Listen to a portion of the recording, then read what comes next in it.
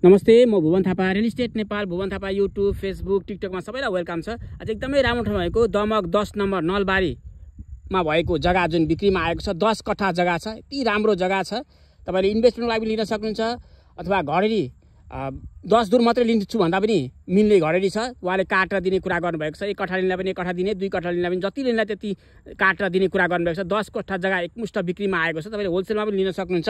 एकदमै राम्रो ठाउँ भएको दमक 10 नलबारीमा भएको जग्गा छ। कार्की चोकको पनि नजिकै पर्छ। आम्बारी बजार 1 किलोमिटर डिस्टेन्समा छ। यहाँबाट ठुलो बाटोबाट 50 मिटर दक्षिणतर्फ भएको हेर्नुस् यो देखेको जग्गा जुन बिक्रीमा आएको एकदमै राम्रो मिलेको जग्गा छ।